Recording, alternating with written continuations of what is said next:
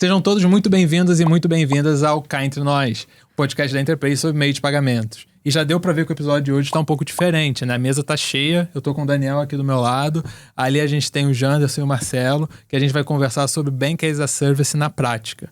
Então é um tema que todo mundo já ouviu falar, conhece um pouco, e eu reforcei a mesa porque é um tema muito importante. Então já para começar, conta um pouquinho da sua trajetória, por favor, Marcelo. Meu nome é Marcelo Valentim, sou sócio fundador e diretor de operações do B1 Bank. Então, eu comecei lá atrás, né, em 2022 ali, eu estava gerenciando um shopping popular do Janderson. Para quem não sabe, ele tem shopping popular. O negócio principal dele era o shopping popular. E eu gerenciando esses shoppings e ao passar do tempo, me desliguei da empresa. E quando eu fui lá, de fato, desligar da empresa, eu encontrei o Janderson e acabei não desligando, né? Ele falou, cara, vou tentar empreender outra empresa aqui, vamos mexer com... Na época, a gente não sabe o que era meio de pagamento, né? É maquininha, sempre é maquininha. Vamos abrir uma empresa de maquininha. Bora, vamos abrir. Entrei de cabeça, a gente iniciou com white label, né? Com outras empresas e tal. A gente teve essa experiência, foi amadurecendo e depois disso deu certo. A gente tá aí hoje, a gente chegou aí. Que bom, vendeu o sonho, você acreditou no sonho. Acreditei no sonho. Como foi essa venda de sonho, Janderson? Conta aí pra gente. Eu comecei lá atrás, assim, diversas áreas, mexi e vim parar aí no segmento de meio de pagamento, né? Mas, a princípio, eu entrei no mercado na área de confecção, não tinha nada a ver, meus pais eram mexendo nesse ramo, e eu zero experiência nessa área, né? Mas aí, com o decorrer do ano, no decorrer da vida, aí, eu fui mudando de segmento, atuei no segmento de lavanderia industrial, depois passei para a área de confecção, depois fui mexer com posto de gasolina, e assim foi minha vida, foi meio montanha-russa aí. Mas aí, com o tempo, eu realmente parei e quis começar algo novo. Comecei na área de imobiliária, no ramo imobiliário.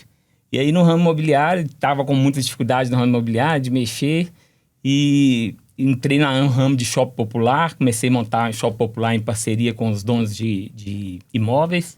Fui montando um shopping popular e com o shopping popular a gente viu a necessidade de atender o cliente de melhor forma. Atender com mais um hub de atendimento, aumentar. E aí surgiu a ideia das maquininhas, né? Na realidade veio através de uma empresa que procurou a gente querendo colocar a maquininha dos nossos clientes.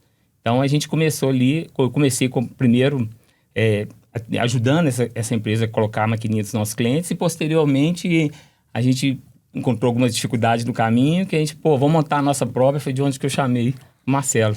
E aí já tem 4 anos que vocês estão juntos, né? Sim. A gente tá na batalha aí, 4 anos. Legal. E você, Dani, como foi a sua trajetória aí no mercado, que você caiu nesse mundo financeiro? Olha, eu comecei, na verdade, em marketing, né? Sou formado em marketing, trabalhava em mídia e na verdade, fui conhecer a área comercial. Dentro da área de mídia, fui para a área comercial. E aí, teve um processo seletivo de um banco e aí eu passei. Falei, puxa, não conhecia nada de parte financeira, finanças, não sabia nem que era um TED Doc, não sabia nada. Mas eu lembro que teve um diretor que falou, não, fica tranquilo, você entrou no mercado financeiro, você nunca mais vai sair. E já se passaram quase 20 anos desde essa mudança, né, do mercado de mídia para o mercado financeiro. Sempre fui na área que o mercado chama de cash ou recebíveis, né, ou a parte de cartões, né, então estou 20 anos nesse segmento aí de meio de pagamentos. Pouco tempo, né? Pouco tempo. Cara, e é muito legal assim também, né? Porque o sistema financeiro nesses anos, né? Que pelo menos que a gente tem de vida, ele vem mudando e vem evoluindo muito, assim, sim, né? Sim. Então eu lembro quando eu era criança, assim, né, moleque, banco só existia agência física, sim, né? E a gente fazia lá o que você falou do TED, o DOC. E eram os bancos, né, tradicionais que a gente conhece, que existem, né? Óbvio, tem todo o valor até hoje. E aí corta para 2020, 2025, né? Que é onde a gente está agora. O que mais tem é empresa de instituição financeira, né? Sim, de tecnologia, né? Avanço enorme, né, cara? Sim. E aí o ponto que eu queria até levantar é para ser você, Dani. Primeiro, até pelos seus 20 anos. Né? Como que você viu esse surgimento, né, do Bank as a Service? Porque é mais uma sigla, né, pra galera que vê, fala por BaaS, né? Mas como você viu o surgimento do Bank as a Service? Como que você vê a evolução dele também, né? Não, legal. Até contar um pouco da história. Eu escutei, acho que a primeira vez de Bank as a Service foi em 2015, mais ou menos. E eu tava num banco também, um grande banco. Mas ali eu saí foi numa palestra que eu fui, até saí da palestra e falei, cara, não é possível que vai ter bancos que não serão bancos, né? Que serão varejo, serão outras instituições que vão poder oferecer serviços financeiros, ter conta corrente. Então, para mim ali ficou uma coisa assim que até você duvidando, sabe? Não, isso não vai existir, né? E aí eu acho que mais em 16 já veio ali as Infrastechs, né? São empresas ali de instituições de pagamento que ali começaram a trazer APIs, né? Para realmente atender esse mercado. E vou te dizer que os grandes bancos também acho que eram céticos a essa criação do segmento de BaaS, que esse segmento vai crescer, que vai ter ali uma exploração não dos bancos tradicionais, isso daí não vai ameaçar os bancos tradicionais. Então ali foi realmente uma ruptura, tá? Então a gente começa a ver, a surgir ali empresas que começam a desafiar, né, o mercado, começam a quebrar ali paradigmas, né? Então a gente, ali que foi a primeira vez que eu comecei a entender o que era foi algo novo. Eu quero tempos, anos de bancos, foi algo novo, acho que não só para mim, que estava no mercado financeiro naquele momento ali há quase 10 anos, mas acho que até para os bancos ali foi algo novo e disruptivo, sabe? Então acho que e de lá para cá cresceu o mercado assim absurdamente. Absurdo. E para você, Johnson, né? Você falou no início, a sua trajetória foi vários mercados diferentes, né? Com certeza. Como foi entrar num mercado financeiro, já tendo, né, um Bank as a Service, rodando, enfim, como foi esse momento? Eu não comentei no início, mas assim, lá no passado, a gente mexeu na área de factoring, a gente trabalhou na área de factoring. Teve uma empresa na área de factoring e a gente fomentava, assim, fazia muita antecipação de crédito. Isso aí, bem lá no começo, sabe? Sim. Então, assim, eu sempre tive uma vontade de voltar para o mercado, atuar no mercado de meio de pagamento, nesse mercado financeiro. E aí, a partir daí que gerou esse desejo de voltar. E aí, quando você volta, você encontra o Bank as a Service rodando já. Isso é tipo apagão, né? O cara parou lá em 2010, aí piscou, tá lá, mas acabou que eu voltei, assim, igual você falou, caí de paraquedas mesmo.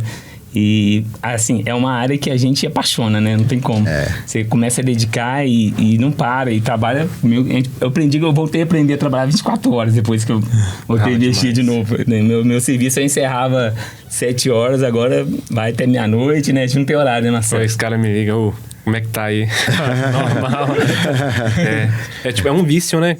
Tomando um vício. O engraçado é que eu conheci diferente, cara. Eu fui num supermercado... Fui comprar no supermercado, fui passar na maquininha, falei, caramba, a maquininha toda na label do supermercado, assim, adesivada, igual o supermercado. Falei, supermercado é dono de banco agora, os caras estão ganhando muita grana, né? Aí eu falei assim, não sabia que era um private label, não entendia muito, né? Fui pesquisando pra caramba lá, comecei a comprar livro, cadastrar no site, tudo que você imaginar, né, gente? Mercado imobiliário. E... é embrionário, né? Assim, pra gente que não sabe, ter que estudar o negócio. Comecei a estudar, igual um doido.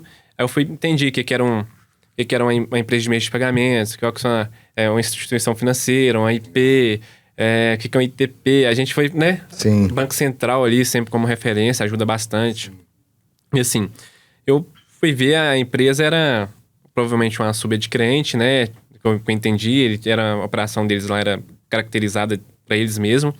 E eu percebi que, tipo assim, que qualquer um podia ser banco. Se o supermercado ali, né, através do Bank as a Service, ele começou a bancarizar a operação dele. Então, ou seja, o supermercado não era mais um supermercado, né? Ele tinha um puta financeiro lá que fazia a bancarização e fornecedores, facilitar o meio de pagamento deles com fornecedor, funcionário e tal.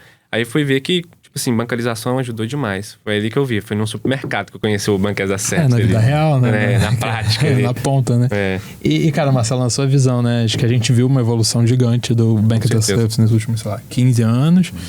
O que foi determinante pra gente chegar no estágio que a gente tem hoje de todo mundo pode ser uma instituição financeira, na sua visão, cara? Cara, a necessidade, né? Eu acho que toda empresa ela tem uma necessidade de bancarização, porque a gente fica muito preso a instituições financeiras tradicionais. Não estou contra instituições financeiras tradicionais. Estou te falando que o banco digital, ele é um processo ágil, ele é transparente, a gente consegue ter essa flexibilidade igual um banco financeiro, um banco ou uma instituição financeira tradicional. Porém, só de não ter fricção na operação, não ter que ir numa agência física, essas coisas do tipo aí, ajuda bastante a gente querer bancarizar a nossa operação para a gente estar podendo oferecer esses microserviços bancários, né? Então, o cara vira um mini banco ali. E na sua visão, Dani, o que foi ali que esse movimento fez o Bank as a Service decolar, assim, sabe? Eu acho que tem dois movimentos.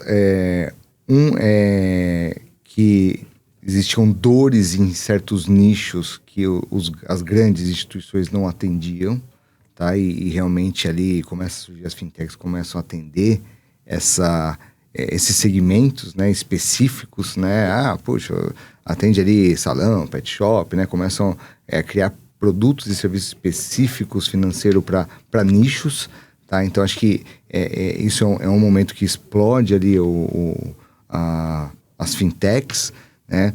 E um outro momento que eu vejo, né, do Bank as a Service, aí realmente já fora da fintech, que é realmente o varejo, começa a falar, puxa, tirar o intermediário, né? Tirar o intermediário banco, né? Puxa, eu tenho aqui minha base de clientes e aqui eu estou passando essa base de clientes para um banco, né? Como tinha o private label, né? Ele sempre passava ali para um terceiro. Então, aí eu começo a ver esse movimento de instituições que não são financeiras a realmente falar, puxa, eu vou tirar o intermediário banco, eu vou começar a querer ser o banco ali decidido para os meus clientes, né?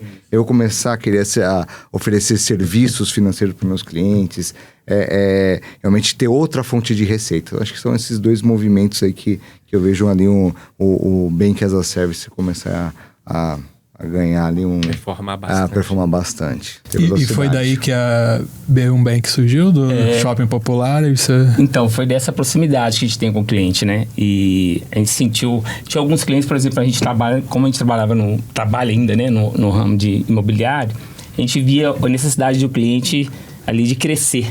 Sim. E ele, muitas vezes, não tinha capital de giro para crescer, não tinha como crescer, assim, não estava ainda apto para o crescimento. E a gente entrou bancando essas operações, alugando para ele o imóvel, dando ele a maquininha para ele rodar, né, e abrindo uma conta para ele. Então, assim, é um diferencial que a gente tem no mercado, né? Então, foi através disso que a gente enxergou esse caminho aí que a gente começou a fluir nele. E uma coisa que, na minha visão, também foi bem marcante ainda, né? Não é algo do passado, mas é bem marcante, que esse movimento de Bank as a Service de uma forma um pouco mais massiva, né? Provocou no mercado uma maior oferta de produtos e soluções, né? Certo. Então, isso. O cliente ali na ponta hoje, ele tem uma experiência muito melhor do que tinha 15, 20 anos atrás. Com certeza. Com certeza. É isso. Cara, e uma coisa, Marcelo, explica pro pessoal que tá em casa, o cara tem uma empresa lá. Tem uma lojinha, um mercadinho de bairro, que nem você descobriu lá. O que ele precisa fazer para se tornar uma instituição financeira também? O quão, ele precisa estar preparado para isso? O que ele precisa se organizar enquanto empresa para poder virar uma instituição financeira também? Cara, ele vai ter que ter, primeira coisa, né? Infraestrutura tecnológica, tem que ter. Ficar atento ao regulatório, conformidade. E querer buscar conhecimento, cara. Porque esse mercado é conhecimento, todo dia inventa uma coisa nova. Então, assim, ele precisa só dessas três junções, né? Buscar o conhecimento, o detalhe, o conhecimento, a estrutura tecnológica e ficar sempre atento a regulatório e conformidade, porque é um mercado também... Sim, é um mercado arriscado, né? Para amador, não. O dinheiro, ele não aceita o desaforo, sabe? O pessoal tem que ir com tudo para cima, para não perder grana. Mas, assim, todo mundo tem uma oportunidade, né? Todo mundo tem tá podendo começar aí através do Bank as a Service. A gente consegue disponibilizar microserviços para essa empresa ou para essa pessoa que deseja empreender. Feito isso, a gente já começa a fazer...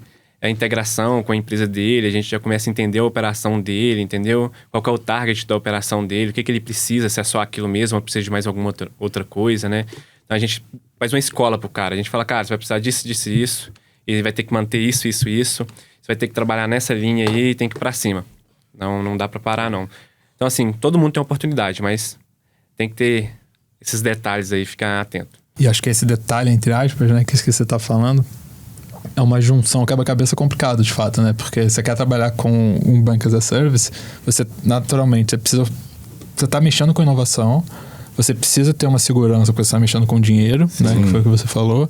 E é um mercado muito regulado positivamente pelo Banco Central também, né? Então, você precisa estar conforme as normas dele, assim, né? Então, cara, como que monta esse quebra-cabeça, Janderson, na prática ali, sabe? Cara, uma das coisas que ele falou aqui, e eu acrescento que se você já tiver, assim, no nosso caso, a gente já tinha a gente já tá posicionado no mercado, né? Então, assim, pra gente foi mais fácil entrar um pouco no mercado, porque o pessoal já conhecia a gente como shopping, e isso aí, acho que trouxe mais credibilidade pra gente, né? Então, assim, foi um diferencial facilita, aí. Facilita. Se a pessoa tiver isso aí, já tiver uma carteira de cliente, já tiver um negócio onde que ele tem já vários clientes posicionados ali, né, fica muito mais fácil para ele entrar, né? E um ponto aí, Dani, que eu acho que é legal também a gente trazer, com a sua experiência do mercado, é a sua visão também do quão o Banco Central evoluiu enquanto instituição nesse tempo todo, né? Sim. O quão ele também estimula e facilita esse processo hoje, na sua visão, né? Sim, né? Acho que o Banco Central, ele sempre busca ali quebrar os monopólios, opólios, né? A gente passou por isso nas credenciadoras, que antigamente só tinha 2 credenciadoras e realmente ele quebrou, né? Tinham 2 e uma era para passar só a bandeira Visa e a outra para passar a Master. Isso. E às vezes você tinha ali uma questão, putz, eu tô com Visa aqui e o cara só tinha a maquininha que recebia a Master. Então, ele sempre fez ali um processo de quebrar esse monopólio, né? E eu vejo que ele tem um processo que ele está trabalhando há muito tempo, que hoje a concentração de crédito ainda nos bancos é muito alta no Brasil, né? E cada ano ele lança um relatório, se não me engano chama Relatório Econômico Bancário, fechou o ano eles lançam, né? Tem um período lá que eles lançam esse relatório. A cada ano está caindo a concentração de crédito dentro dos maiores bancos, tá? Só que ainda tem muita coisa ainda para crescer, sabe? Ainda a concentração no Brasil é muito alta. Então, o Banco Central ele está fazendo um trabalho para realmente começar a ter mais crédito, não ficar só nos grandes bancos, e sim nas fintechs, de começar a ter do Bank as a Service, de um comércio local também ali ser um ponto bancário, de poder oferecer empréstimo, microseguro. Então, você vê que ele está tendo esse incentivo de realmente não deixar concentrado o crédito nos grandes bancos. É um trabalho diário, árduo.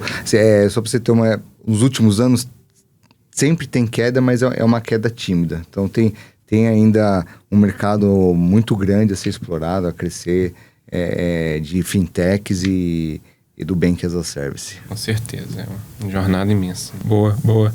E voltando, acho que tem um tema que eu mais gosto quando a gente fala aqui, que é o consumidor da vida real ali, né? E eu gostei muito quando vocês trouxeram, né, que você já começou com o shopping popular, né?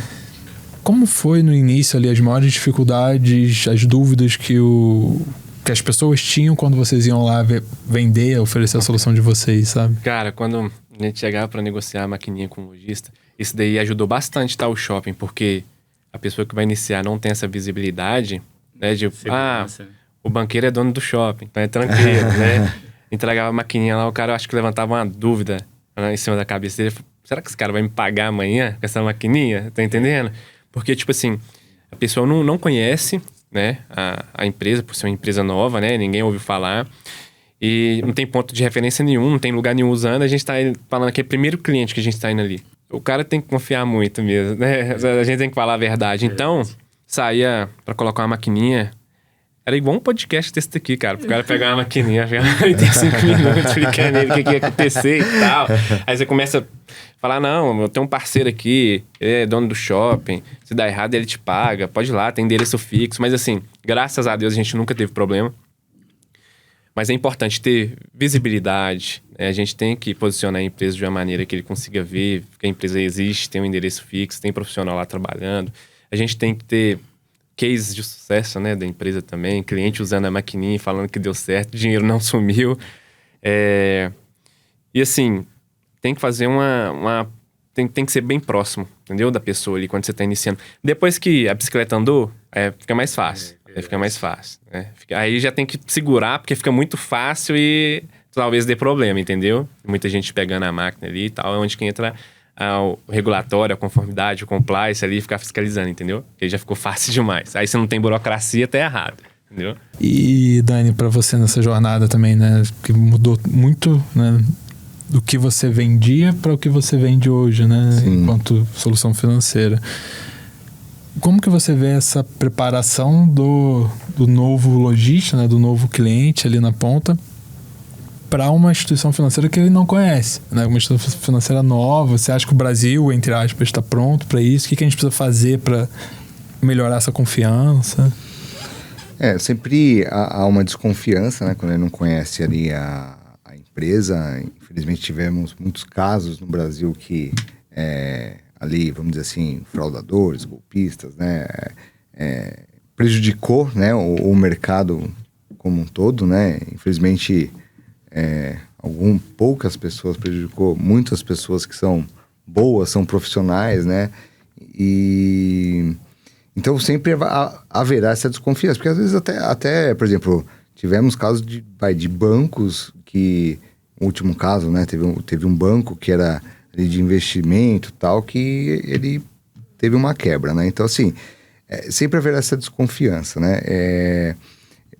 Eu acho que o que pode ajudar, e acho que vai ter isso, que o Banco Central ele vai ter, ele realmente já abriu ali uma consulta pública, né?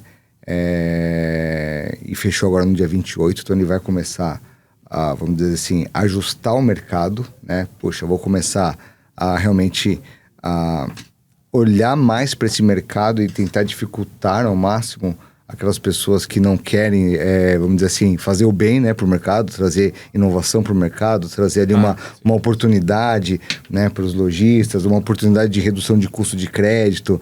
Então, o Banco Central, a tendência é que ele comece a apertar um pouco o mercado, né? Isso é bom, tá? Isso é bom porque você começa realmente quem for entrar no mercado, ele vai ter que estar disposto ali a realmente falar, poxa, vai ter, às vezes ele vai exigir alguma coisa, alguma garantia alta, o capital social da empresa, olha, a empresa vai ter que ter um capital social de X milhões. Então isso é bom, porque realmente você começa aquele que quer já entrar no mercado fazer coisa errada, você fala, não, poxa, cara, agora você vai ter que, ó, a régua aqui tá alta, tá? Então, isso não é que você vai impedir, mas vai inibir, né? Então, sim, a gente deve ter esse movimento do Banco Central. Isso daí é bom, cara. Sim, é bom. O mundo foi construído sob pressão e prazo curto, né? O Banco Central é isso, bota pressão e prazos curtos ali pra gente estar cumprindo as coisas. É bom, a gente... O improviso vem dali, sob a pressão. Isso aí, assim, tem que dificultar um pouco mesmo, porque tem bastante, né? Porque a gente, quando começou, teve cliente que chegou perto da gente e falou, cara, eu só vou colocar a máquina, só vou colocar para rodar no meu estabelecimento porque é com você. Porque eu sei que se der errado eu vim te buscar aqui, eu te acho, entendeu? Então, assim, foi bem complicado nisso. Em função de pessoas que atuaram no mercado, né? Empresas que atuaram no mercado e deram prejuízo, entendeu? Então, assim, a pessoa, ela sempre fica com a restrição de empresa nova e tal. A gente reclama, né, de vez em quando, os IAPs, né, demoram ali, soltar os contratos. A gente fala, não soltou o contrato tal, assim, mas assim... Por outro lado, tá certo, né, cara? Não, porque tá certo. A liquidação centralizada na mão de uma pessoa que é fraudador, que é desonesto, você sabe, né? O golpe prejuízo é imenso. E acho que tem 2 pontos aí muito, muito legais e importantes a gente também reforçar e trazer até mais visões, né, do que a gente tá falando agora.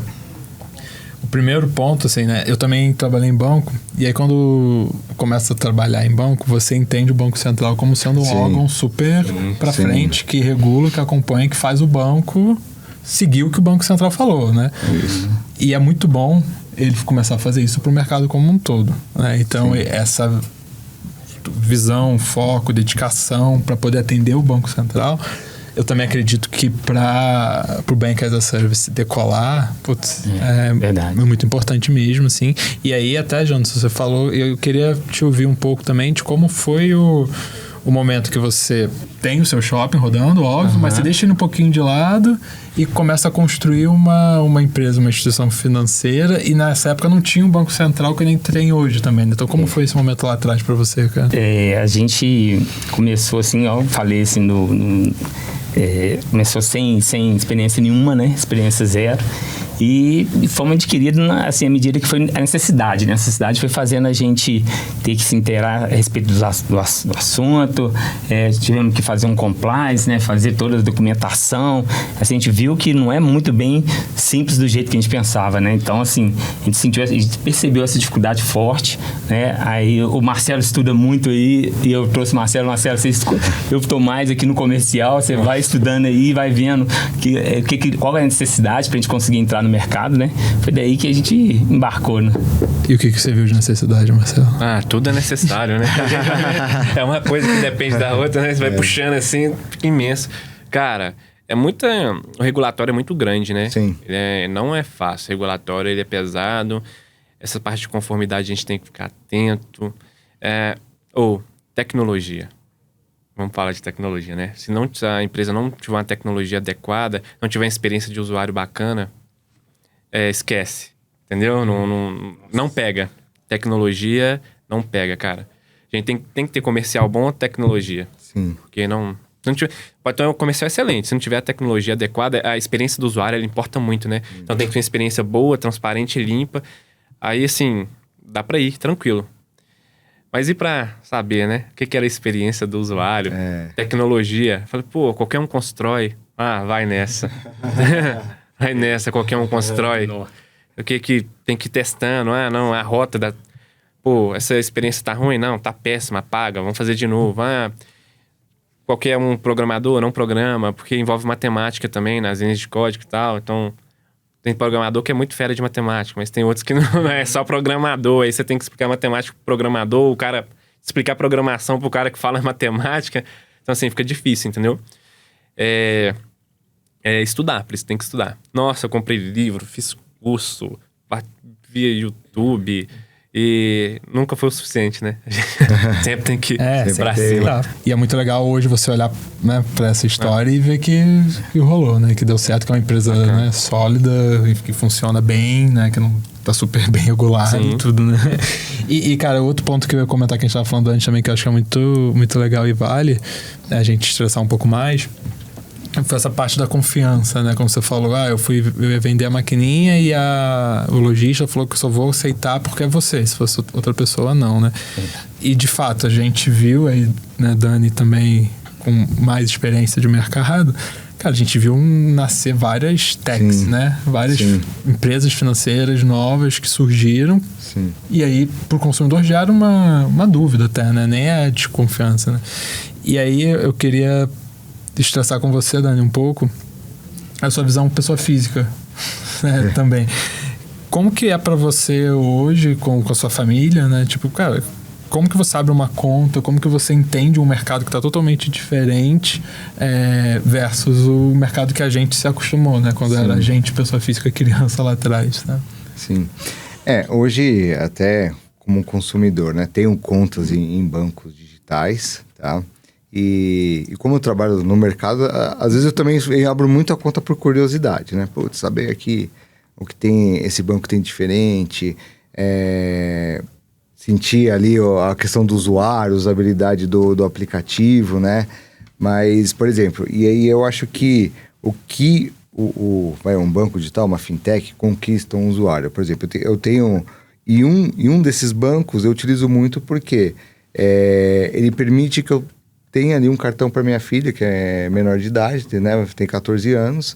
Eu consigo gerar um cartão para ela, eu consigo acompanhar, fazer ali um crédito de mesada. Então, isso daí o banco me conquistou. Falou, bacana. Não é que eu concentro tudo nele ali, mas eu já começo a ter uma usabilidade com esse banco. Porque ele identificou um nicho de mercado, né? Eu como pai, ali, puxa, tem minha filha e não queria mais dar mesada em dinheiro e queria que ela tivesse uma conta realmente, para ela já ter começado ali uma questão de educação financeira, fazer uma transferência, um valorzinho, ali a mesada ali, ó, e aqui é o que você tem por mês, e eu consigo acompanhar onde que ela gasta, como que ela gasta, Então, isso foi uma coisa que esse banco, por exemplo, digital, me conquistou, no sentido que ele trouxe um serviço que vamos dizer assim, as grandes instituições não encontrei, tá? Então, eu acho que muito nessa questão de usabilidade, né? E de você encontrar um nicho de mercado, né?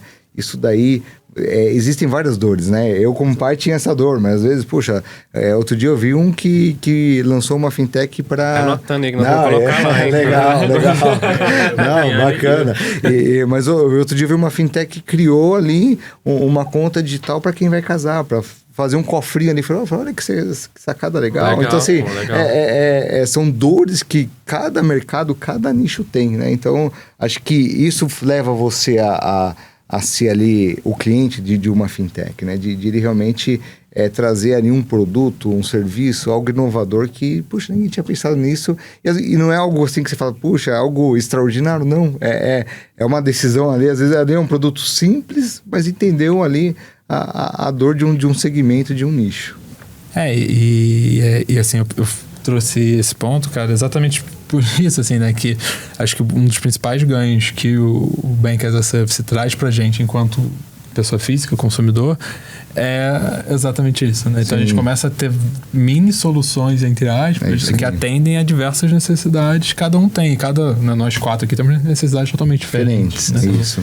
Boa, gostei, cara. E aí, pensando um pouquinho mais pra futurista, assim, né? Como que vocês veem, daqui a 5 anos, Anderson, o equilíbrio entre as instituições financeiras do Bank as a Service e os bancos tradicionais, né? Como que você vê os bancos tradicionais também se adaptando mais para frente, né? E esse peso de representatividade, né? De instituições financeiras que surgem graças ao Bank as a Service versus os, entre aspas, né? Os bancos tradicionais aqui. Eu vejo que agora, né? Assim, eles têm agora uma concorrência, né? Os bancos tradicionais têm concorrência, né? Antes não tinha. E isso está sendo, assim, a necessidade que veio para o mercado, né? Eu vejo meu menino lá hoje, lá abrindo conta rápido online lá, e nós viajamos, outro dia nós viajamos para os Estados Unidos. Eu tô lá, normalmente, eu sou das antigas ainda, então eu compro dólar, aí para viajar e pago no cartão, levo dólar. Ele tá assim, não, pai, peraí, eu transferi dinheiro pra minha conta, já vira dólar aqui já na minha conta. Eu falei, pô. Então, assim, os bancos digitais aí, eu acho que a tendência é equiparar aí com os bancos tradicionais. Eu acho que é muito o que o Jonas comentou, e até o que você falou de, né, vários nichos, né, pequenos micros nichos, né, para várias necessidades. Então, eu acho que vai ter um momento que realmente eles vão começar, já está acontecendo, né? Por exemplo, você tem ali uma empresa de cartões que começou ali atendendo um nicho de não ter anuidade, e hoje ela já emite mais cartões do que grandes bancos, né? Então, você vê que ela entendeu um nicho, entendeu uma dor que era ali a mais ou menos a baixa renda, que não tinha ali anuidade, não tinha como ter um gasto mensal por mês, não, e não tinha limite de crédito, né? Então, ela deu limite de crédito, deu cartão sem anuidade, e hoje você vê que ela emite mais cartões do que grandes bancos. Ela já, se eu não me engano, é a terceira do Brasil. Então você fala, puxa, né? E ela começou ali entendendo o micro nicho, foi ganhando espaço, ganhando mercado. Então, eu tenho certeza que em 5 anos essa diferença vai diminuir muito. E acho que tem até o ponto que o Marcelo trouxe antes aqui no que você está falando, né? Da experiência do usuário, assim, de fato, né? E para você, Marcelo, como que você vê isso? Bancões, né? Os bancos tradicionais, assim, não vão acabar, né? É uma coisa que nunca vai acabar. E eles também bancarizam outras empresas, né? Então, os caras são criadores de bancos as a service. Então, eu acho que eles estão criando uma concorrência sadia, sabe? Porque tem espaço para todo mundo ali, né? Montar uma empresa, oferecer um serviço assim, específico, e assim, o banco deixar só centralizado nele ali, ele não consegue abranger tudo, né? Porque todo mundo sabe, né? O Brasil ainda tem muita gente desbancarizada, né? Sim. Então, quando ele cria um banco as a service, eu como cliente do banco, monto minha empresa, ofereço serviço, talvez eu consiga atuar numa região onde que ele não teria sucesso, entendeu? Eu consigo pegar uma regiãozinha lá que ele não vai lá, entendeu? Eu consigo atuar com um cliente que não é importante para eles, mas é importante para mim, entendeu? Então, acaba que a gente consegue levar mais grana, capitalizar mais, sabe? Mais grana pro próprio banco tradicional mesmo, que a gente está falando das instituições bancárias tradicionais ali. A tendência deles, eu acho que até é fomentar a criação de fintechs para poder abranger mais ali o hub de atendimento deles. A lógica. Eu tenho essa mesma aposta. Tipo assim, é sócio-atleta, né? Sim, sim. É um sócio-atleta. É legal esse ponto, porque eu tenho amigos ainda que estão em grandes bancos e eles realmente estão montando já áreas específicas para o gerente comercial de relacionamento atender fintechs. Isso. Então, já estão começando realmente a olhar diferente. Né? Só, poxa, eu não vou brigar com esse pessoal, né? Vamos caminhar junto, né? E isso... Conceito de estratégia em grego. É desse jeito ali. O pessoal vai botar todo mundo pra trabalhar, vai trabalhar lá. É isso. Vão vender maquininha. E, cara, tem um ponto que né, no final do dia que manda. É o consumidor, né? Sim, sim. E aí, assim, eu vejo, né, quando eu falei da minha aposta, também que eu concordei com você e com conversas também, né, com pessoas, assim, eu vejo muito o Banco Central ajudando a deixar o setor bem regulado, sim. Os grandes bancos vendo esse movimento também e aprendendo a trabalhar com isso de uma forma colaborativa. Né? Sim, com certeza. Que é o que alguns já estão fazendo e outros estão se preparando para fazer melhor, né? Sim, com certeza. Cara, e é para ir para os finalmente do nosso papo, a gente tem 3 quadros fixos aqui que a gente fecha os episódios, né? O primeiro que a gente faz é o Lâmpada do Gênio. Então, cara, Dani, tem uma lâmpada aí. Chegou uma lâmpada lá do Aladim. Se você pudesse fazer um pedido para acelerar ou para melhorar, né, o Bank as a Service no Brasil, o que você pediria? Cara, eu pediria para... Não sei, ele de alguma forma não deixar o pessoal que... os fraudadores, os golpistas, longe desse mercado. Acho que isso eu pediria. Não deixa esse pessoal entrar, por favor.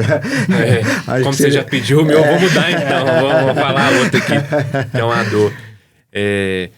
Cara, eu ia pedir interoperabilidade, sabe? Para os bancos arranjos se comunicarem ali melhor, para ficar mais fácil, né? A gente conseguir trazer a reserva, o dinheiro de um lado para o outro, assim, com mais facilidade, sem precisar de ir lá e integrar de novo, sabe? Uma coisa mais assim, todo mundo dentro do mesmo pacote ali e todo mundo amigo de todo mundo ali, todo mundo conectado com todo mundo ali, entendeu? Acho que interoperabilidade seria essencial. Então, um Open Finance 3.0 aí.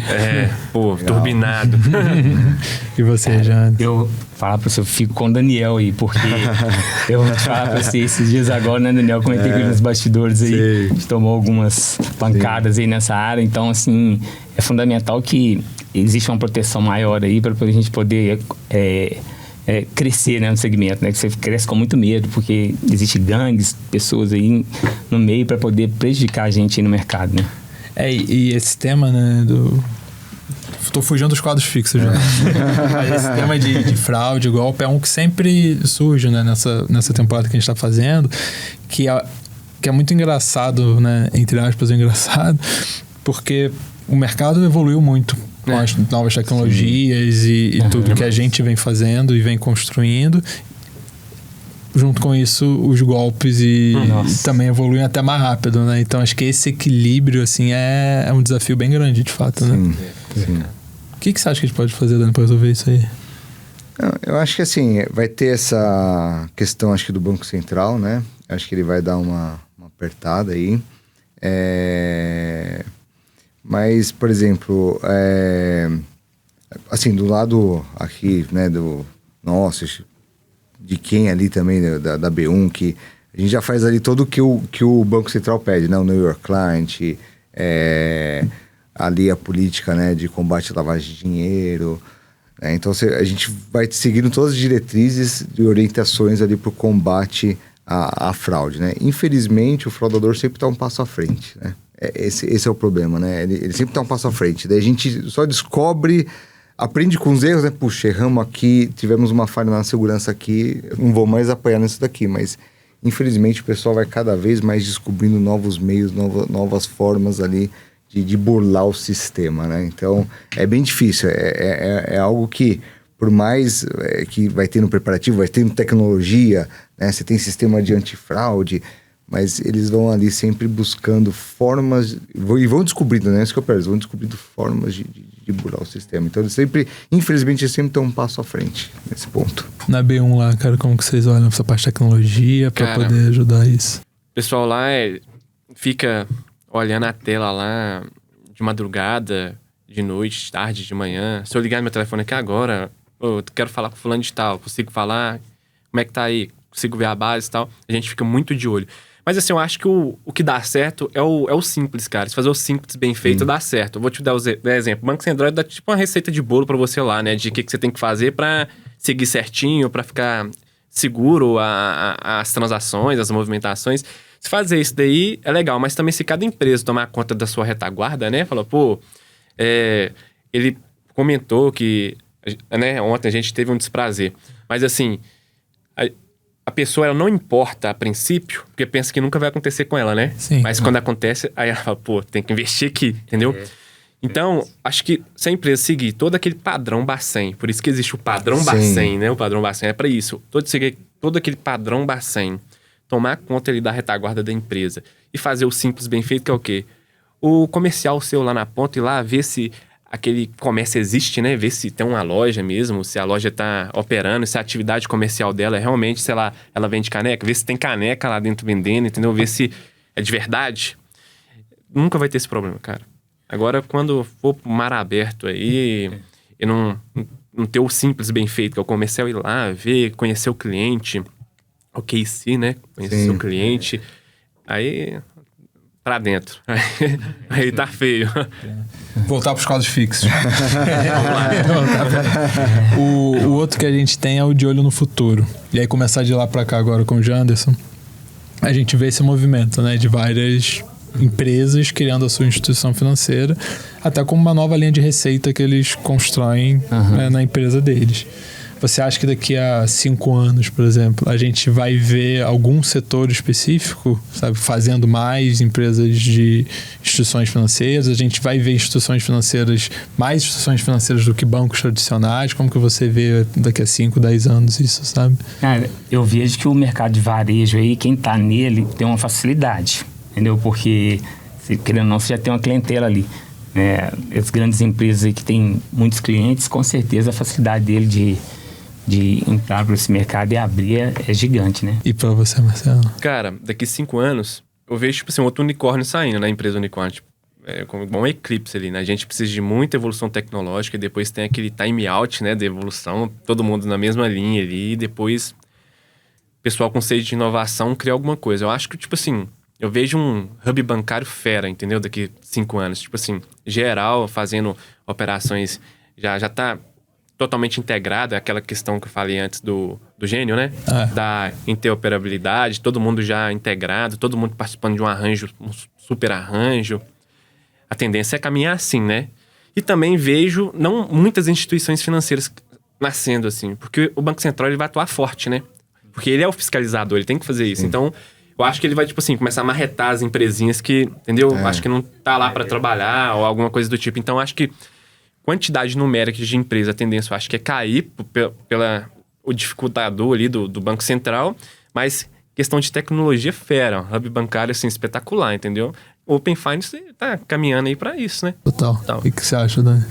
Eu vejo que as empresas de tecnologia vão entrar forte. Já estão entrando, né? Ali com as carteiras digitais, a gente já vê o WhatsApp ali com Pix, né? Mas eu acho que elas já estão vendo que é um mercado...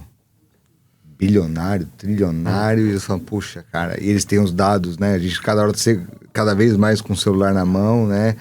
Eu acho que eles vão começar a entrar bem forte, né, nesse mercado aí. Daniel falou uma coisa correta, os dados, né? A coisa mais cara do mundo é informação, cara. Informação. Os caras têm, tipo assim, informação de todo mundo. Sim. Tecnologia muito forte, então vai sair eu imagino que vai daqui 5 anos sair uma empresa unicórnio de novo, entendeu? Relacionada a isso. E eu acho que é muito... O Johnson falou no início, né, das empresas de varejo, porque eles têm uma base ali de dados, né? Sim. E tecnologia porque tem a base de dados. Então a gente volta de fato, né, nesse ponto. E, cara, o último quadro que a gente tem, eu quase furei o roteiro todo pra vir direto pra ele, que é o Entre Indica. Que o Marcelo tava falando lá no início, né, quando ele foi pra B1, que ele leu muito, que ele estudou legal. muito, que ele viu vídeo, que não sei o quê. Estudei muito Daniel. E aí, cara, o que você indica pra galera que tá vendo, que resistiu até agora no final e quer se aprofundar um pouco mais nesse assunto aqui, sabe? Cara, é isso. É estudar, conhecer, antes de começar a empreender o negócio, conhecer pelo menos um pouco do negócio. Pelo menos ter uma experiência ou ter um know-how de alguma coisa relacionada ao mercado financeiro, os meios de pagamentos. E quando começar a ter um relacionamento com um credenciador, alguma coisa do tipo, procura um cara que atenda bem, que ele vai te explicar, porque não é fácil quando você não tem aquela explicação detalhada. A gente bem leigo, né, nesse negócio. Então, a gente tem que aprender o negócio. Sim. E a gente até aprender esse negócio, então, assim, além de ler, a gente tem que saber perguntar. Não pode ter vergonha, tem que perguntar, tirar dúvida. Por isso que eu falo que eu perturbo muito o Daniel, né? De vez em quando eu falo, Daniel, isso, aquilo, tal. Então, tem que ir pra cima, é informação.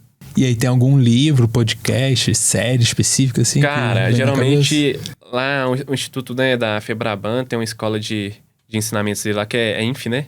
Acho que é INF. INF. Tem livros lá, Direito dos Meios de Pagamentos, é muito bom. Ensina tudo, fala o que é um subadquirente, o que é um credenciador, o que é um IAP, como é que funciona o roteamento da transação, a quebra da exclusividade das bandeiras, né? Por conta do duopólio lá, Rede e Cielo na época. Era VisaNet e Redcar. Redcar. Então, tipo assim, fala tudo, conta a história toda, a quebra, a oportunidade que surgiu, as empresas de meios de pagamento agora... não eram só duas, né? Seriam várias, né? Hoje é várias. E esse livro é espetacular, ensina tudo, entendeu? Operações cross-borders, fora, transfronteiriças, coisa e tudo. É muito bom. E você, Janson, o que você indica aí, cara? Eu indico a pessoa começar com um white label, entendeu? Começar com alguma empresa que já tem um suporte por trás, porque o risco é muito grande a pessoa começar direto com a subadquirência, ou então talvez prestando serviço para alguma empresa que tenha máquina, né? Nossa, você quer começar com a gente também? Não. Pode Então, colocar assim, lá. eu acho que o essencial é a pessoa começar mesmo com alguém por trás dela, para ela crescer, aprender um pouco mais, né? Os tombos, que vai tomar tombo, né? Que a gente já tomou alguns aí, para depois ela seguir aí com... Inclusive, nós começamos com uma empresa que hoje pertence ao grupo da Entrepay, né? O White Label, a empresa também nos ajudou muito no início, né? Então, para a gente chegar aí a virar sub, né? Hoje nós somos sub. E você, Dani? Um livro? Ou série, ou podcast, ou... Tem um livro que eu li faz tempo, tive a indicação, mas ele está muito atual e acho que é muito na questão de nichos também, que é A Estratégia do Oceano Azul. Ele fala muito de nicho de mercado, ele fala muito sobre inovação, né? A inovação através do valor, né? Então, que às vezes daí você não precisa criar ali a roda, né? Não, na verdade, você só precisa ali deixar ela mais bonitinha, dar uma pintada, né? Eles falam que é uma inovação de valor, né? Então, acho que é um livro bem legal. Eu tive essa indicação, foi quando eu entrei no mercado financeiro, e aí eu já li de novo o livro, ele continua atual. Muito bom. Legal. A gente aprende que não precisa disputar com o adquirente ali, né? A gente consegue... Todo mundo consegue trabalhar ali de acordo com necessidade específica, né? O serviço de cada um. É legal, bacana. E com o Oceano Azul, a gente encerra esse episódio. Eu queria agradecer demais, Janderson, Marcelo. Obrigado, Dani. Obrigado. Acho que você conseguiu falar muita coisa boa aqui. Sim. Tá? Então, pessoal, obrigado vocês aí. Acompanha a gente nas redes sociais. Daqui a pouco o episódio está no ar. E é isso. Valeu. Valeu. Obrigado.